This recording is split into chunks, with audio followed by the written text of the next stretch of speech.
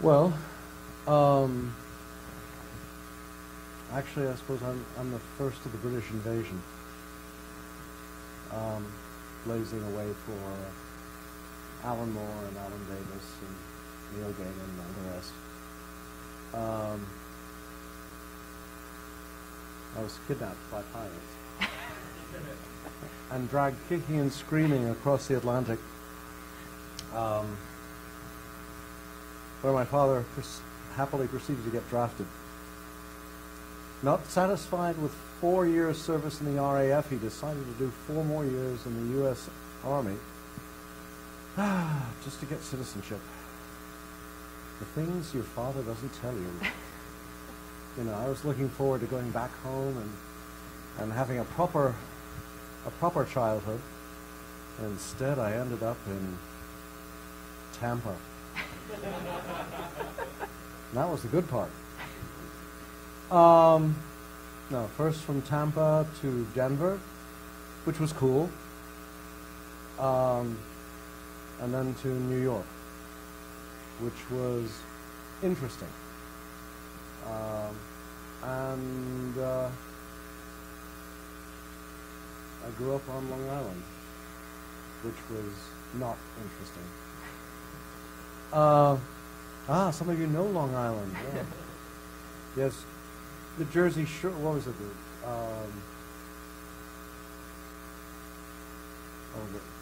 The Jersey Shore, something. Like, one loses track of all the reality shows these days.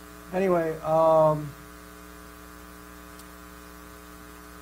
when I went to university, Bard College in those days offered what was called a field period, where they shut down the school for January and February. Can't imagine why, except for the fact that the temperature rarely got above 0, and it was a cheap way to save on heating. You just throw the students out for 2 months and tell them to get a job related to their major subjects. Well, this is the beginning of 1969, and Bard was a liberal intellectual school, and most of us thought that Hubert Humphrey was a dangerous conservative. So considering the new administration in Washington, I was a political theorist major. There wasn't much chance of me getting a job in government in 1969. And what was worse was I was co-majoring in theater, and Broadway in 1969 was a total loser. But my parents had a friend, Al Jaffe, who's actually in a few weeks will be attending his induction into the Rare Books Archives at Columbia University of all of his work. And I had a great idea of working in field period for the company he worked for, Mad Magazine. That would be cool, I thought. Little did I know that Al called up my parents and said, there is no way in hell I'm going to introduce Chris to Bill Gaines. It's like, do you have any idea what we do at his house?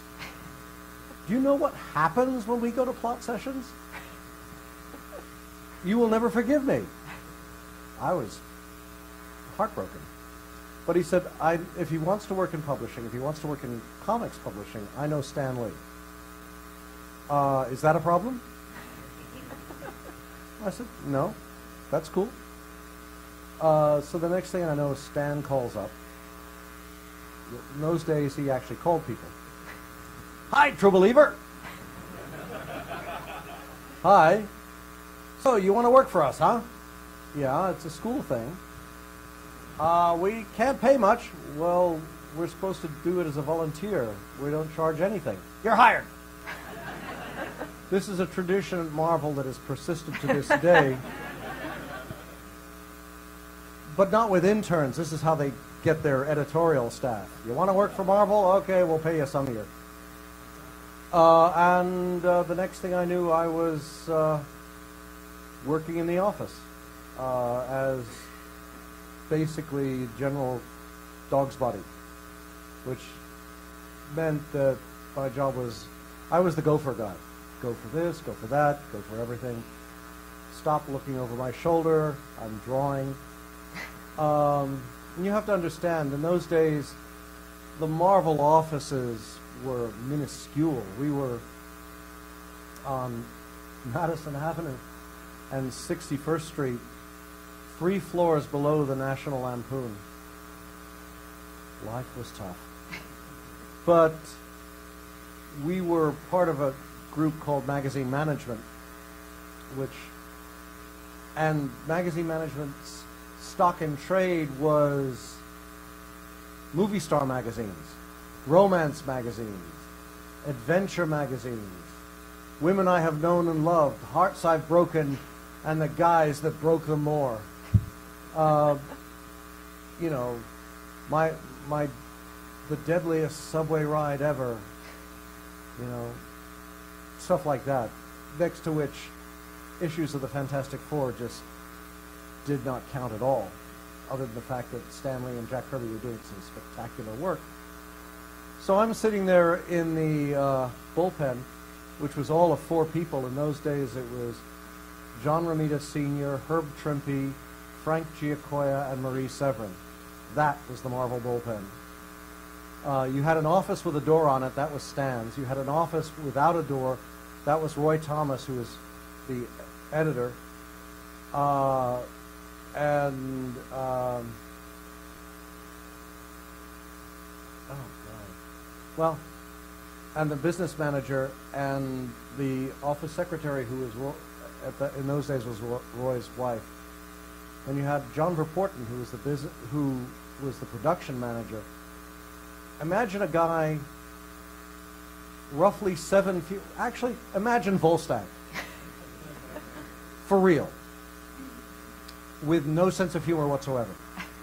And a way of looking at you when you turned in a job late that chilled your body to the soul. That was John. And then he was, after he passed on, he was replaced by Marie Severin, John's wife, who you don't argue with someone from that island off the boot of Italy. Because she looks at you and she says, that is not the way we do things. And you suddenly think, oh my God, I'm going to die. Well, she had kids. She treated everybody in the office, no matter how old you were, as if you were a 14-year-old who just committed a venal sin. And you'd be amazed how much it worked. Everybody was terrified of it. And therefore, the company ran beautifully for 15 years. So, I'm there for a week. You can tell I'm paid by the word. And in comes the latest issue of X-Men by Roy Thomas and Neil Adams.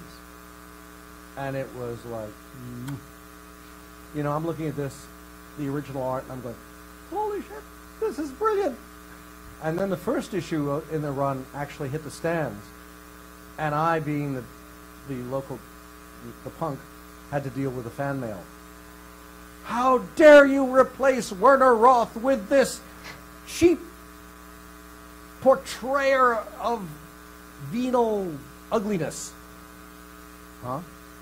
I mean, we're looking at the sexiest gene anyone's ever imagined, let alone drawn.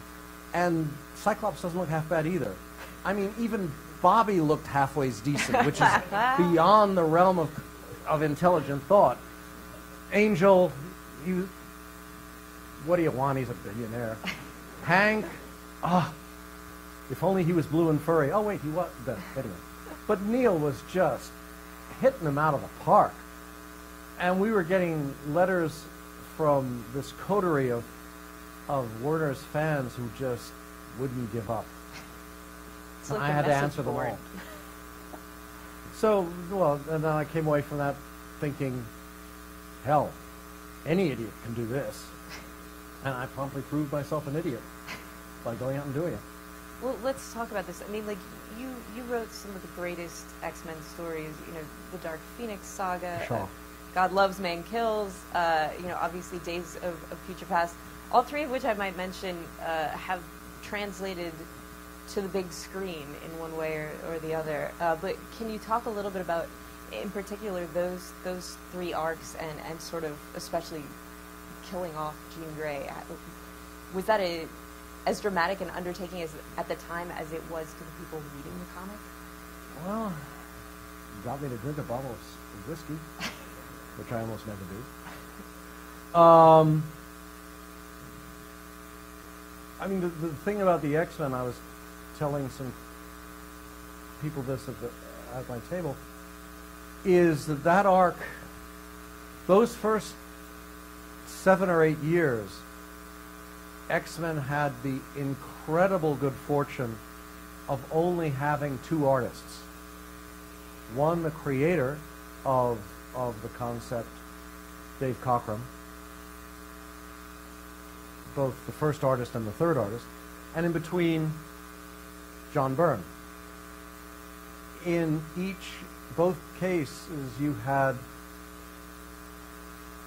some of the finest storytellers of the last 30 years at the height of their game. And I mean, as far as Dave and I were concerned, when we started the book, we were just there to have fun. No, the X-Men was a bi-monthly series. None of us had even the faintest inkling of what was in store. We just thought for the dozen or 20 issues we'd be lucky enough to be in print before they realized how dumb this move was and canceled the series, we were just going to have a hell of a lot of fun and just throw everything possible out of our imagination at the ceiling and see what stuck. I mean, with what I like to think of as my very first original issue, we open up with Charlie having a nightmare, and then we cut to a double spread of a space battle around a binary star system. I mean, what? Ships that look like bugs. I mean, it was just totally cool. I mean, the beauty of working with Dave was you could throw anything his way and he would find a brilliant way to translate it into visuals and make it better. He took Len's concept of Logan, and the two of us were just sitting there talking, and it's like, well, what does he do? Well, he heals. Okay. You know, and then, you know, those quotes are really cool. But next thing I knew, Dave sketched a hand with claws coming out of it. And I'm looking at that, and, you know, it's like, out of the hand? Well, what? You're going to have him come out of the costume? That's dumb. You know, anybody can wear a costume, but if they're part of him, oh, that's evil. Yeah. He grinned, I grinned, bingo. That was the fun of X-Men, was taking tropes that other people were thinking of in one way and turning them on their heads. Taking Nightcrawler, who in any other series would have been the bitter, tormented, I'm so ugly, I'm a monster. Dude, I like swords. I can fight with both hands and my tail. You don't have a tail? You can't stick to walls? You can't teleport? Oh, you are so... Oh, I feel for you. And he's religious. I mean, I'm sorry. His attitude is, obviously, God created man, and then he had a better idea. Neat. Well, why not? I mean, if you're blue and furry, you're either going to assume you're a disaster, in which case you blow your brains out fairly early on, Or you figure, I'm so cool. I'm having fun. Because when you look like this, what alternative is there? You either have fun or you're miserable. And quite frankly, I'm German. Everyone I know is miserable.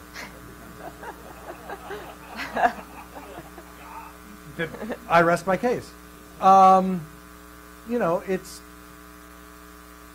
we were just sitting there and looking at these guys and trying to figure out how to catch the audience totally by surprise.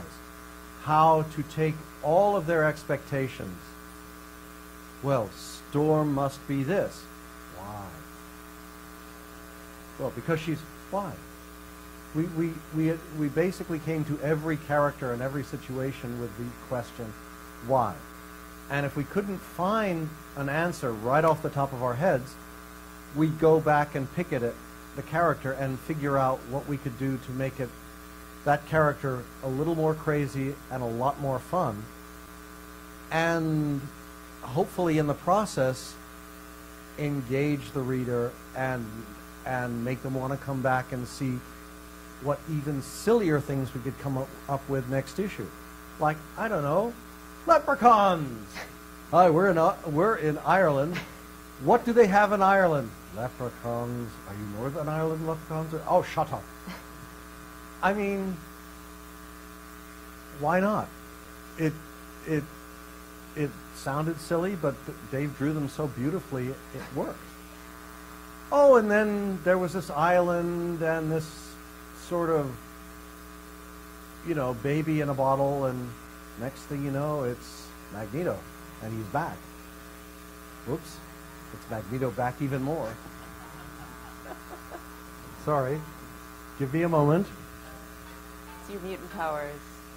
Can't talk now, I'm on a panel. Okay, bye-bye. That would be a great time to, if ask anyone questions. does have cell phones, to turn them off.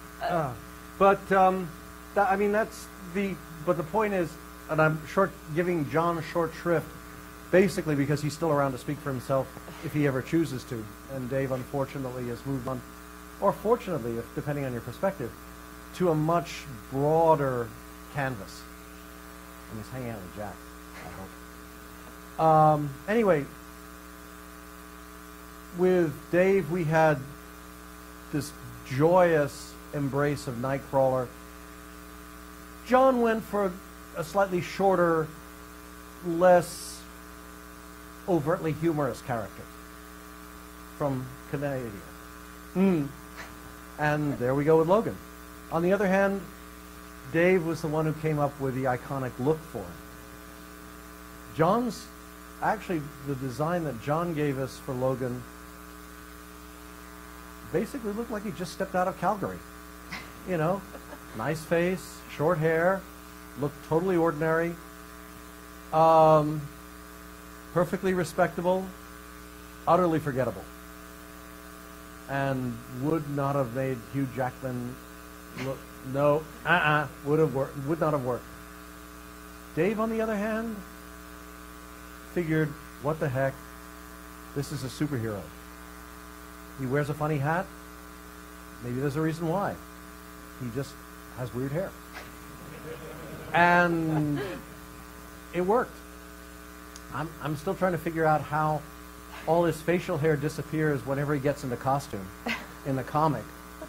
Because it always seems to. He's never got a hairy face as Wolverine, but Logan, hair, you know, at least on film he's consistent.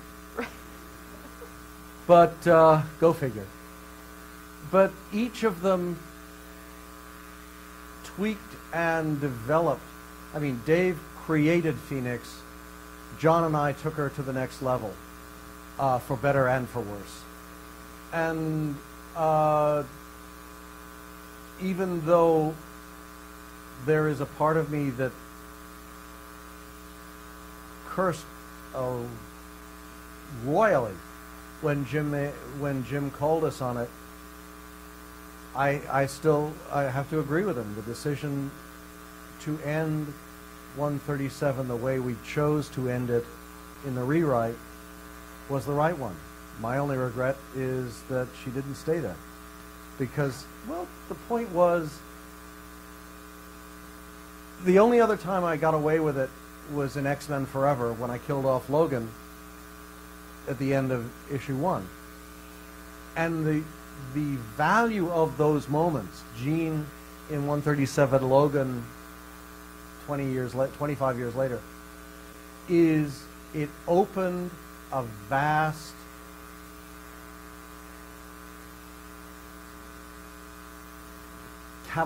space in the heart of the group. And into the vacuum came all the other characters who've been shoved aside by the strength of the stories that had been built around Phoenix and Logan. Suddenly you could focus on Rachel, on Nightcrawler, on Kitty, on Colossus, where before we'd have just kept drifting back to Logan again and again and again. We could bring in Forever Sabretooth and evolve him in the ways that I'd hoped to do 20 years earlier. The advantage of lethally stomping on a fan fave character is it creates the opportunity to provide for the audience more fan fave characters, alternatives, people you might love even more. Gambit could become a star and get a better costume. But that's just me. Well, let me ask you, we're jumping forward a little bit, but you mentioned X-Men Forever, which, if anyone out there is not super familiar, this was sort of your chance to end the X-Men, in a sense, because comics, they're infinite. They can go on, in a way, forever with new creative teams. But was this, for you, a way to sort of close the loop? Oh, no, I was hoping to go on forever. The loop got closed. That was the reality of the marketplace, is like, hope springs eternal, but sales gets you every time. Forever was our way of playing. It started out, this is the road I wanted to go on had I not left back in '91. But we sort of shot the huge hole through that concept right off the bat, because Mark Panelists, assistant editor, at our first plot lunch, just threw out, we should just kill Wolverine. We can.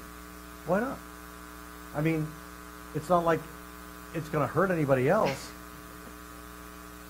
And the backstory to this was, in 1990, I'd had, as we were rolling up to the reunion of the reunification of the X-Men, there's an arc of stories that begins with the cover, I don't know if any of you are familiar with it, of Logan crucified in the middle of the Australian outback.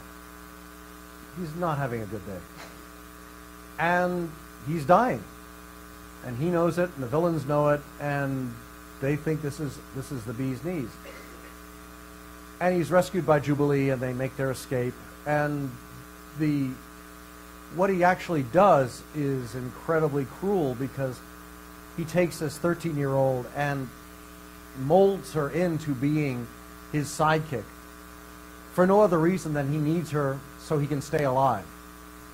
He knows what he's doing. He knows it will change her life forever and possibly get her killed. And you got to do what you got to do. And I was hoping that for anyone who picked up on this, they would realize, yes, he is Logan, he is Wolverine, he is a hero, he is not a nice guy. And if you like him, you have to accept that. But the point is that all through the next 20 issues, as they're making their way up the Western Pacific to reunite with the rest of the X-Men, he's dying. He's not healing as fast as he was. And each time he gets hurt, it actually has an effect. And the culmination was supposed to be a last physical confrontation between him and Lady Deathstrike. And they would go at it hammer and tongs for the whole issue. And the very end, we cut back to the fight, and we get there at the moment she rips out his heart. And he's dead. He is, boom, right there. And she's happy. She's satisfied. She has avenged her father. She's done, she's fulfilled the requirements of honor. She can get on with her life and live happily ever after. With a Wolverine heart on her shelf, I don't know. But when she turns back to finish the job by decapitating the body, it's disappeared. Because while she was in the interim, the Hand stole the body. Because they need a new master assassin. And who better than the guy who's been a pain in their ass for like more issues than they care to count. And he would be off the board for 6 months. And then suddenly, people would begin to die. The Hand would reassert itself, led by this creepy, new, unstoppable master assassin. And ultimately, they would confront the X-Men. And Colossus, the X-Men would realize it's Wolverine. It would be a brutal, nasty fight. Maybe certainly some X-Men would be hurt, possibly killed. But at the end of the fight, Colossus would literally rip the adamantium claws out of his hands and disrupt the patterning of his bones, and the adamantium would go. And Wolverine would be left without an adamantium skeleton. At which point, his healing factor would reassert itself, and the bone claws would manifest. And you would learn, the fact is with Wolverine, that his bone is almost as strong as adamantium, because it heals so quickly and so ferociously. But the act of healing has started the repair mechanism, the repair job on his self, his brain. So he's balanced now between good and evil. So of course, Jean, being Jean, has to go to the rescue. She infiltrates the Hand to bring him back to the light side of the Force. The problem is, the Hand aren't as stupid as they look. They figured Jean would do this. So they've got the dark side waiting for her. So she's trying to save Wolverine, gradually being molded and shaped by the Hand into the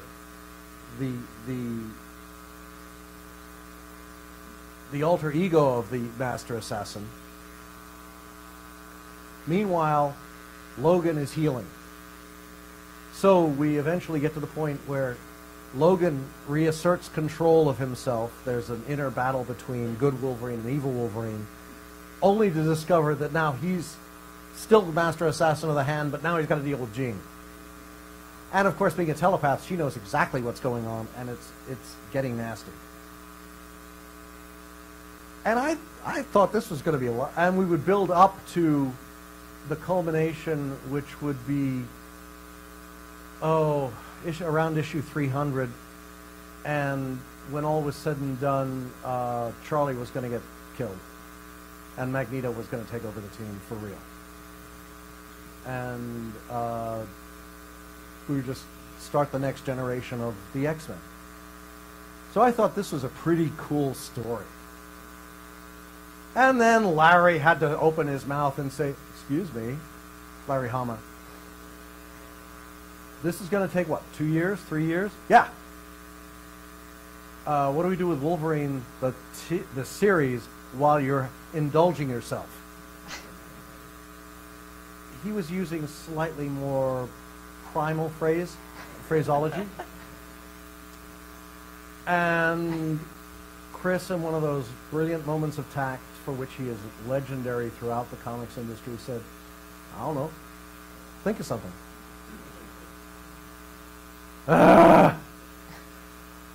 I mean, I was thinking, well, so do stories of Wolverine kicking ass before he died. Yeah, we'll do 3 years of stories that take place before your story begins. Yeah, wouldn't that work?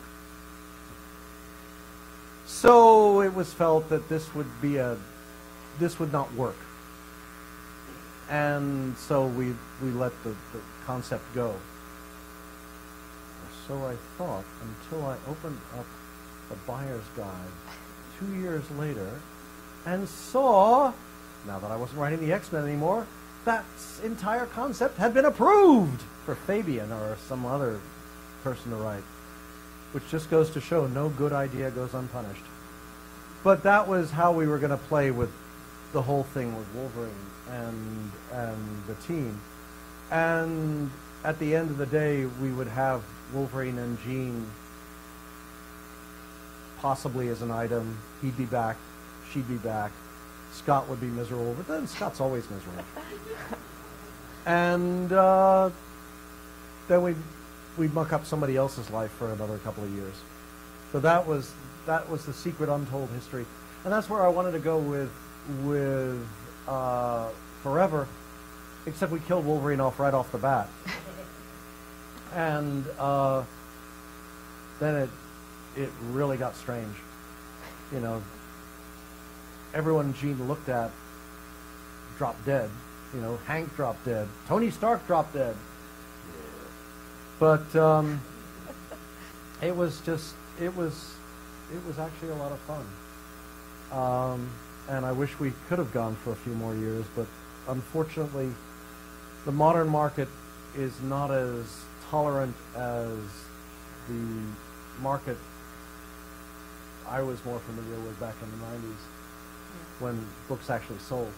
Well, speaking of that, you know, in the 90s, you briefly did 3 issues of I believe, Wildcats at Image. Is that correct? I did 4 issues of Wildcats, 3 issues of Cyberforce.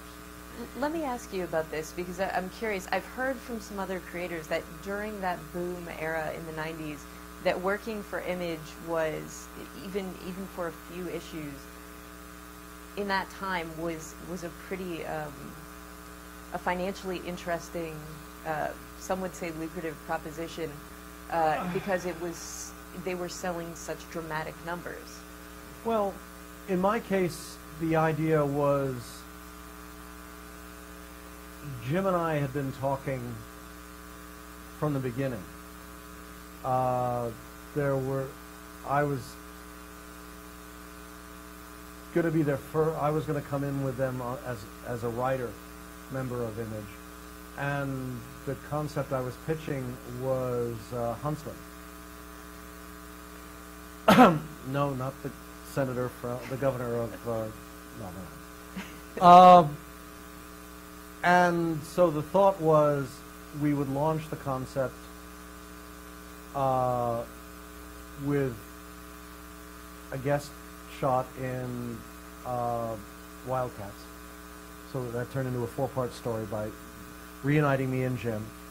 And then the idea was to follow on with that in a 3-issue arc with Mark Silvestri in Cyberforce. And then originally the pitch was Wills and I would then produce the series as a series. Unfortunately, Wills decided he wanted to do something of his own, and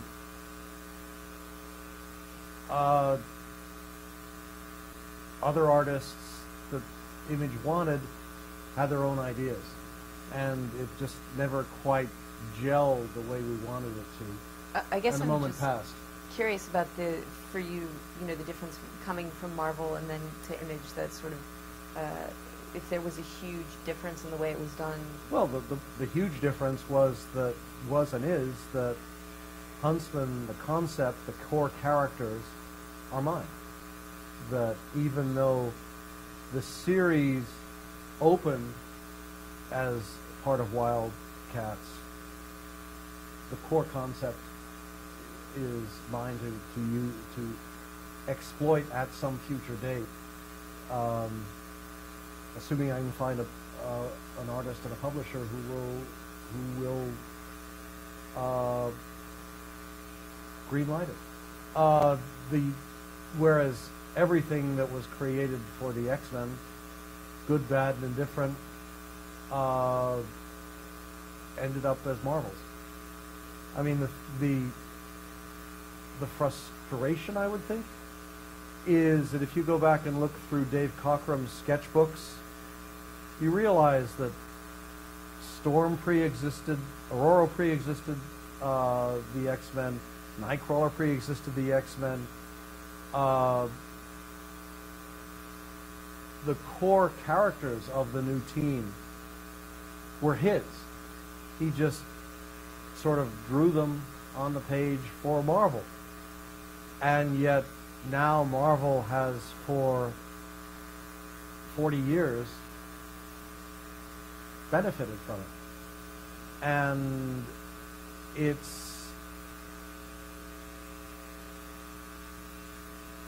the imbalance is unfair. On the other hand, we were all grown-ups. We all knew what we were doing. None of us, I think, thought very coherently back in 1974 what it would be like in 40 years, or that there would even be a like in 40 years. You know, the Siegel-Schuster fight that Neil helped lead, hadn't happened yet. It was just starting.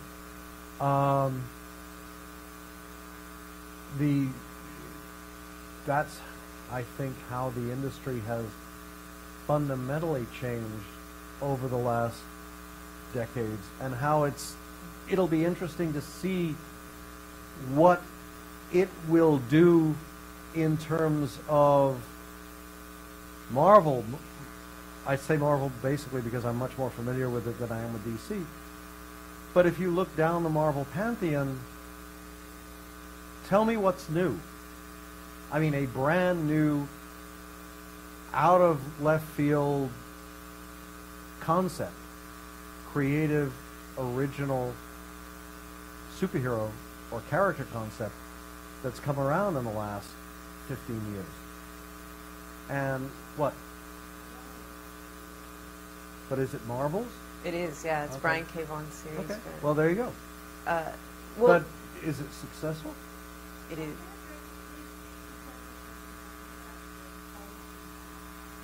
Well, there you go. I mean, then my whole argument just went. Well, no. Wouldn't be the first time.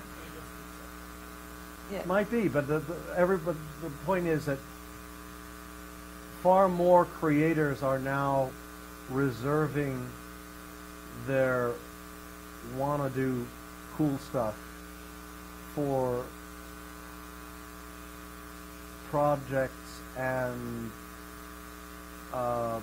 publications that are theirs, where the copyright is the creators, not the companies, in order to rationally exploit aftermarket benefit. And I think that's not a bad thing. We're going to open it up to questions in just a minute. I had a couple super rapid-fire things that I wanted to run by you. The first is, obviously, many of the storylines you wrote became X-Men films. And in fact, I believe you wrote the novelization of some of the X-Men movies. Is that correct? I wrote the novelizations for X2 and X3. I was told that Bryan Singer has said you were unaware. They withheld some crucial information about the end of X-Men 2 from you. Is that correct? Well, it's not really that they withheld it.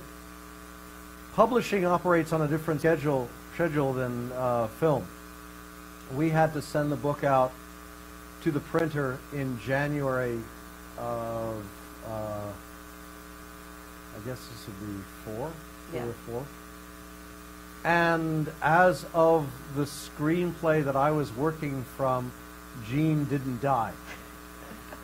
Gene is at the last scene of the White House, blind as a bat, if you'll pardon the expression, as Charlie's giving, giving the goods to the president about, you have a choice, Mr. President. You know, and everyone's standing frozen around him, and you know, and then he'll disappear, and the president, whoa. You know. Obviously, in the 4 months between that, the book going to the printer and the film actually coming out, Brian and company snuck in and got the, you know, dealt with Gene. Oops. I heard it was probably a surprising moment to sit in the theater and go, hey, you guys might have told me. No, I mean, by that point we knew. Oh, great. It's what makes, well, it's no more or less surprising than all the people who bought X-Men 137 assuming from the splash page of X-Men 138 that Jean gets out alive. Uh-huh.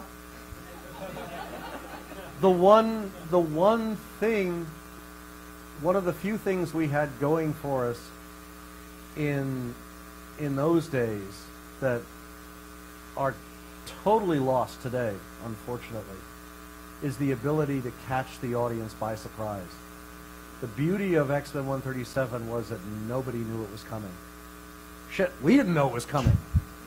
I mean, the book was so close to deadline. We were at the drop dead date when Jim pulled it.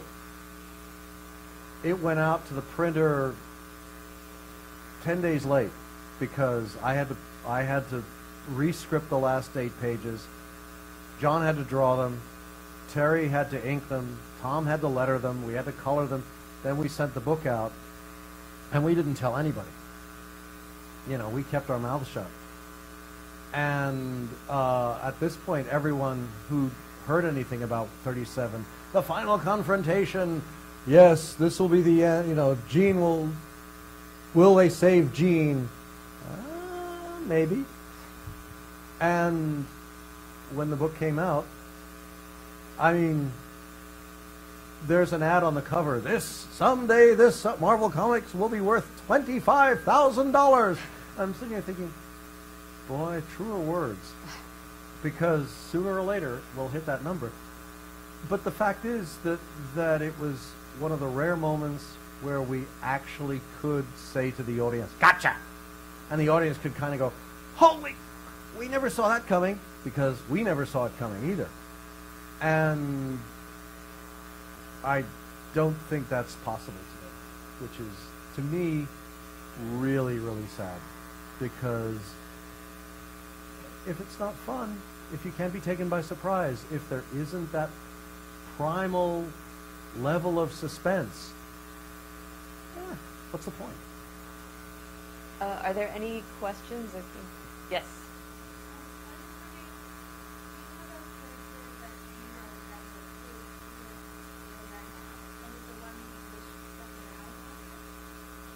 Are you speaking in global terms or just X-Men terms?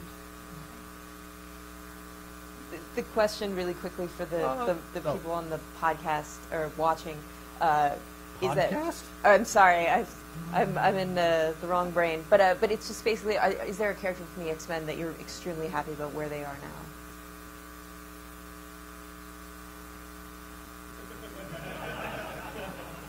Sorry. No, I'm just trying to figure out which definition of the word now I should choose to accept. Because, I mean, I really have no favorites anymore among them. I've known them all too long. I tend to trope back a lot to certain of them. I like playing with Logan. I like playing with Kitty. I like playing with Jean. I like playing with Scott. I like playing with Kurt. See, once I start, I just keep going. But, for example, when I came back on the book in 2000, 99, 2000, first thing I did in my first issue was establish someone looking, Kitty had a conversation with someone, and she's, you know, and the point is made, well, what, you know, come on, you're 16, get a life. And I got so many letters from people who've been following Excalibur saying, no, she's not 16, she's been having an affair with Pete Wisdom. And, you know, for some reason they wouldn't accept my answer that Pete Wisdom is guilty of multiple felonies. And Kitty should know better. She was obviously under psychic control. Because Warren wanted shenanigans. And you can't have shenanigans with a underage character. So she instantly became 21. Well, I had problems with that. And at the time I was, you know, I was editorial director. And with great power comes great responsibility. But screw it. With great power, you have great power. And I just said, I'm fixing it. Which lasted until I got fired. And then they fixed it again. So it's the sad, inescapable reality from a creator standpoint is they're not my characters. They are a part of me, yes. I love them dearly, yes. They are my characters, but they are not my characters. And that means Marvel, Disney, Axel, whomever is in charge of them can do whatever they feel is necessary, appropriate, cool. You can find whatever description you like in order to make them more marketable, more enticing to the audience, more financially beneficial to the company. That's the reality. So the problem then becomes when you ask any writer, who are your favorite characters, the ultimate instinctive response is the line starts at the characters that are mine, that I've created, that I own, that are under my control, because those are mine. And so, like it or not, I'll always have a little bit more pizzazz for them than I will for the X-Men, even though the X-Men are a substantial portion of my life. Would I have loved to have done more? You betcha. Would I have loved to have ended it, my work on the saga, the way I wanted to, rather than the way it turned out? Well, welcome to reality. It doesn't always happen that way. The key thing to remember, for me anyway, and hopefully for you guys, is that there is, for one brief shining moment, a 16-year run that defined these guys in a way that I don't think will be done again in this industry, because there are no characters that have started out from that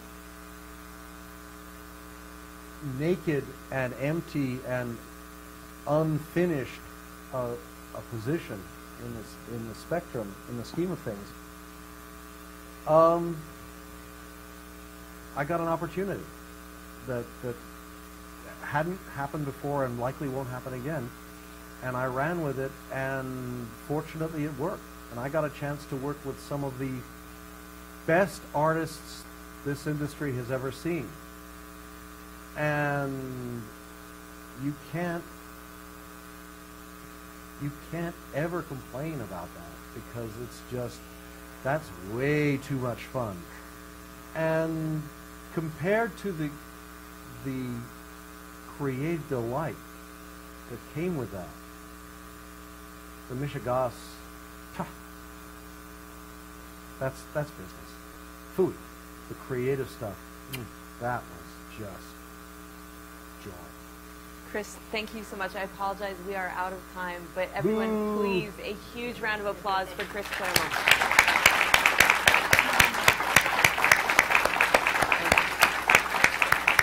Chris, please. I will say, because I just won't shut up, if anyone wants to talk more, or just if you have any questions or whatever, I'm at my table. Swing on by. Shoot the breeze. It's my pleasure. But thank you very much for coming. Thank you very much for listening.